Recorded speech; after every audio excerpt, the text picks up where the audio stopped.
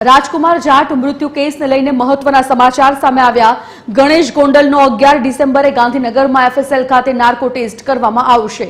Narco test અંગે આવતીકાલથી medical process શરૂ કરવામાં આવશે, જે બાદ ગણેશ ગોંડલના 4 દિવસ સુધી અલગ અલગ ટેસ્ટ કરાશે।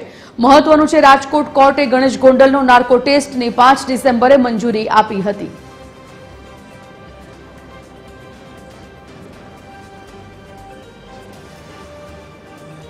फोनलाइन पर भावेश राजपूत जोड़ाई गया है। भावेश, गणेश गोंडलनो 11 डिसेम्बरे गांधीनगर में नार्को टेस्ट करवामां आवशे, आवतीकालथी मेडिकल प्रोसेस पण शरू कराशे, शुं अपडेट?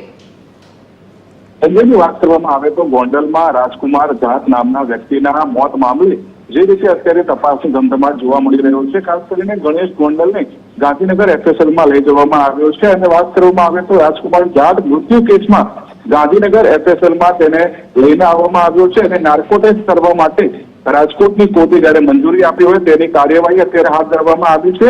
પરિવારના અનેક આક્ષેપો હતા અને તેને લઈને રાજકોટની કોર્ટે નાર્કો ટેસ્ટની મંજૂરી આપી હતી। હવે મોત પહેલા રાજકુમાર ગોંડલના ઘરે ગયો હોય તે પ્રકારના પરિવારના આક્ષેપ હતા અને વિવાદ બાદ રાજકુમારનો જે હાલતમાં મૃતદેહ મળી આવ્યો હતો ત્યારે તેને લઈને હવે એફએસએલ ખાતે જે નાર્કો ટેસ્ટ કરવામાં આવશે અને 4 દિવસ સુધી अलग अलग टेस्ट करीने जरूरी माहिती जे लेवामां आवशे त्यारे जोवानुं रहेशे टेस्ट बाद आ केसमां शुं सामे आवे छे। जी संजय, धन्यवाद समग्र जानकारी बदल।